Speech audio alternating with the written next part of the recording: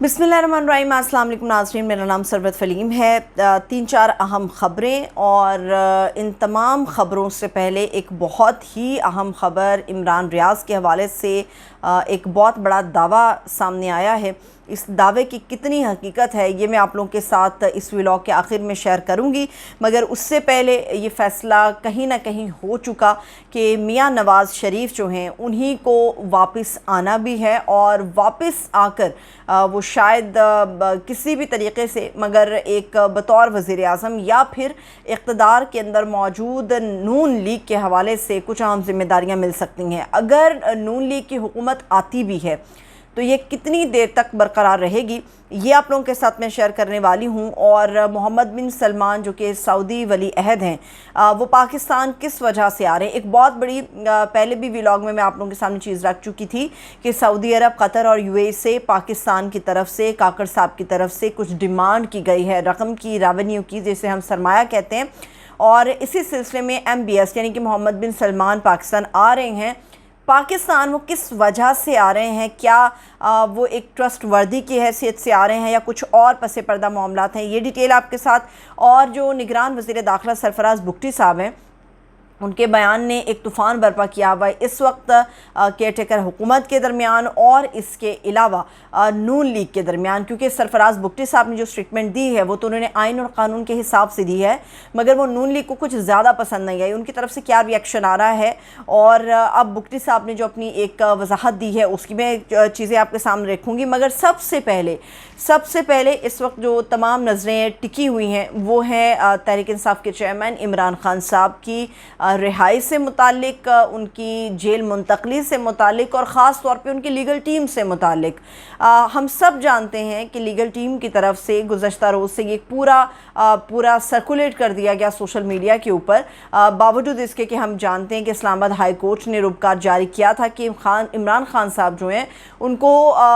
मुंतकिल कर दिया जाए, उनको अटक जेल से अडयाला जेल मुंतकिल कर दिया जाए। कल बहुत सारे लोगों ने मुझे भी मैसेजेस किए, कमेंट बॉक्स में बहुत सारे लोगों के कमेंट्स आए हुए थे कि खान साहब क्या अडयाला मुंतकिल हो गए, नहीं हो गए। तो मैं उनकी जो लीगल टीम जिस तरह से काम कर रही है वो एक अजीब सी सूरत हाल है। मुझे बार बार जस्टिस आमिर फ़ारूक साहब के वो रिमार्क्स याद आ रहे हैं जिसमें इमरान खान साहब कैद होने से पहले पेश हुए थे जब इस्लामाबाद हाई कोर्ट में। तो उस वक्त चीफ़ जस्टिस जो इस्लामाबाद हाई कोर्ट के आमिर फ़ारूक साहब हैं उन्होंने कहा था कि इमरान खान साहब को, खान साहब आपकी जो लीगल टीम है वो आपके साथ सही तरीके से नहीं चल रही, वो आपके साथ उस तरह से ताउन नहीं कर रही जिस तरह से उन्हें करना चाहिए, वो आपके केसेस को उस तरह से लेकर नहीं चल रही जिस तरह से उनको जाना चाहिए। ग़ालिबन ये उस केस में हुआ था जब ख्वाजा हारिस साहब जो हैं वो पेश नहीं हुए थे, वो किसी दूसरी अदालत में मसरूफ़ थे, कुछ ये मामला पेश आए थे। तो अब जबकि अब ये अगर मैं हाल की सूरत हाल को सामने रखती हूँ तो इमरान खान साहब की लीगल टीम इसी तरह से काम कर रही है कि कोई डिसिप्लिन हमें नज़र नहीं आता। एक बड़े लीडर के जब केसेस को परसू करना होता है उसके दरमियान एक डिसिप्लिन हमें नज़र आता है। ख्वाजा हारिस साहब ने इमरान खान साहब की लीगल टीम को इसीलिए छोड़ा था क्योंकि उनकी जो स्टेटमेंट सामने आई थी, उन्होंने कहा था कि जो लीगल टीम के लोग हैं, दीगर मेंबरान हैं, वो डिसिप्लिन को फॉलो नहीं कर रहे, तो मैं इसलिए इन केसेस को मैं परसू नहीं कर सकता। ख्वाजा हारिस साहब इसलिए अलग हुए थे। अब लगता है कि ख्वाजा हारिस साहब अपनी बात में दम रखते थे, वज़न था उनकी बात में और वो बिल्कुल दुरुस्त था। उसकी वजह यह है कि इमरान खान साहब की जो लीगल टीम है कोशिशें कर रही कि खान साहब जो हैं वो अटक से अडयाला में मुंतकिल हो जाए। और इस्लामाबाद हाई कोर्ट की तरफ से एक रुबकार भी आया, मगर वो तहरीरी तौर पे एक ऑर्डर जो है वो जारी नहीं हो सका था। उसके जारी होने से पहले उनकी जो लीगल टीम है इमरान खान साहब की, उसने पूरे सोशल मीडिया के ऊपर ये बात को घुमा दिया, फैला दिया कि खान साहब जो हैं उनका हुक्म जारी हो गया और खान साहब जो है ना वो आज रात तक अडयाला जेल मुंतकिल हो जाएंगे। कुछ ने तो इस हद तक जाकर इमरान खान साहब की लीगल टीम के लोगों ने बात कर दी कि खान साहब के लिए अटैच बाथरूम तैयार हो गया, तमाम सहूलियात प्रोवाइड उनको कर दी गई हैं। ये सारी किस्म की स्टेटमेंट चलती रही, जिसकी वजह से ना सिर्फ पाकिस्तान बल्कि बैरून मुल्क में बसने वाले लोग भी जो पाकिस्तानी हैं वो भी तशवीश में थे कि खान साहब मुंतकिल हो गए, नहीं हो गए, किसी को कुछ नहीं पता था।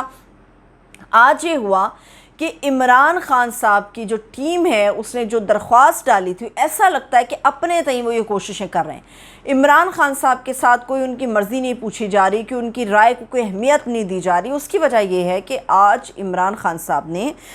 ये बात की है जो बहुत बड़ी ख़बर है, انہوں نے کہا ہے کہ جناب میں اپنی لیگل ٹیم سے یہ کہوں گا کہ میں اس وقت اٹک جیل کے اندر جو ہے وہ بہت خوش ہوں، میں نے اب اپنے آپ کو جو ہے وہ یوز ٹو کر لیا ہے، میں اب عادی ہو گیا اس جیل کا۔ تو جو انہوں نے اڈیالہ جیل ٹرانسفر ہونے کی جو درخواست ڈالی ہوئی ہے اس درخواست کو واپس لے لیں۔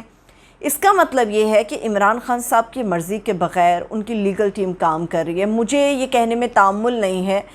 کہ ایسا لگتا ہے کہ عمران خان صاحب کے نام کو استعمال کر کے جو لیگل ٹیم کے لوگ ہیں وہ اپنی مشہوری کر رہے ہیں، وہ اپنی دکان چمکا رہے ہیں، وہ اپنی سیاست کر رہے ہیں، ایسا لگ رہا ہے۔ عمران خان صاحب کے جو احکامات ہیں ان کو اس طرح سے فالو نہیں کیا جاتا۔ یہ نہیں ہو سکتا کہ یہ عمران خان صاحب نے کہا ہو کہ جی مجھے اٹک جیل سے اڈیالہ جیل منتقل کیا جائے اور اب عمران خان صاحب کہیں کہ جناب میں اٹک جیل چھوڑ کے جانا نہیں چاہتا۔ تو یہ بڑے ایک سیریس ایشوز ہیں، ان کی لیگل ٹیم کو ڈسپلن کو فالو کرنا چاہیے اور خاص طور پہ عمران خان صاحب کی رائے کو اہمیت دینی چاہیے۔ گو کہ اس وقت وہ بیرک کے اندر ہیں، جیل کے اندر موجود ہیں، مگر ان کے نام پہ جو ہر بندہ اپنی دکان ہمیں چمکاتا ہوا نظر آ رہا ہے، یہ چیز نہیں ہونی چاہیے اور ڈسپلن کو فالو کرنا بہت زیادہ ضروری ہے، کیونکہ یہ صرف ان کی ایک دکان کا معاملہ نہیں ہے، یہ عمران خان صاحب کی رہائی کا معاملہ ہے، ان کے کیسز کی مضبوطی کا معاملہ ہے۔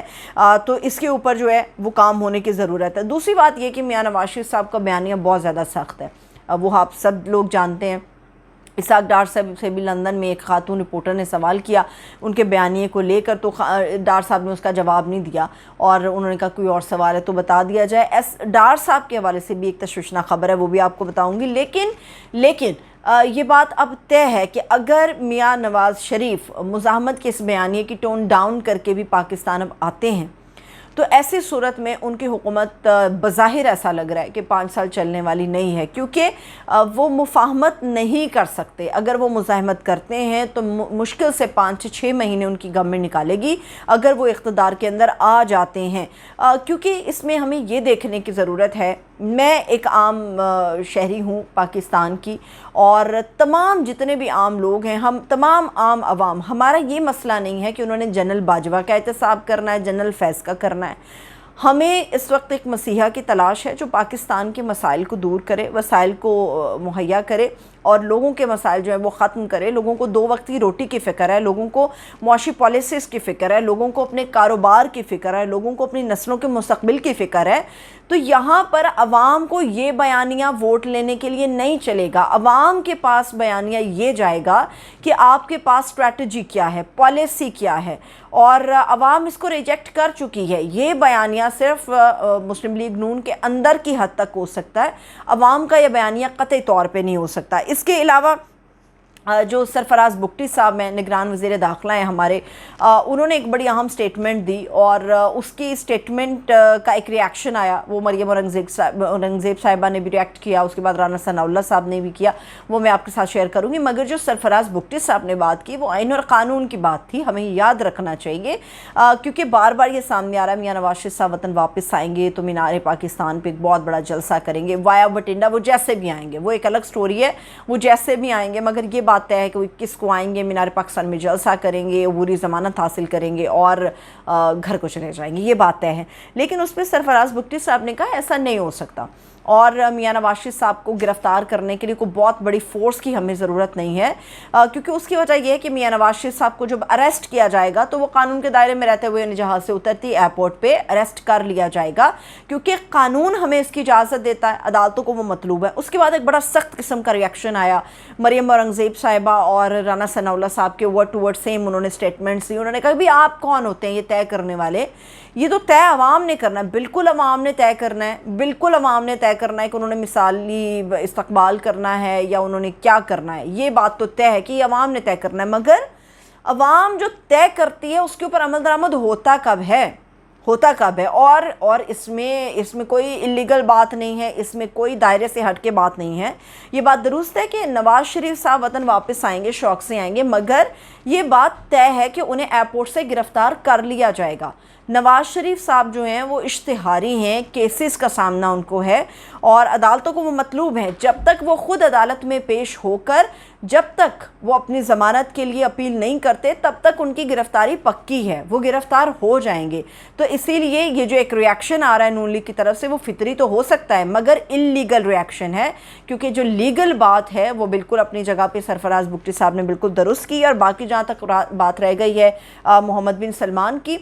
کہ وہ پاکستان کیوں آ رہے ہیں، انٹرنیشنل اسٹیبلشمنٹ کا ایک دباؤ ہے کہ ہم اتنے ارب ڈالر کی سرمایہ کاری کر رہے ہیں تو یہ ہمارے لیے ٹرسٹ وردی ہونا چاہیے، ہمیں پتہ ہونا چاہیے کہ انویسٹمنٹ اگر جا رہی ہے تو کہاں جائے۔ لیٹس سی کہ پاکستان کے آئندہ آنے والے حالات میں کیا بڑی تبدیلیاں رونما ہوتی ہیں۔ مجھے اجازت ہے، اپنا خیال رکھیں، خدا حافظ۔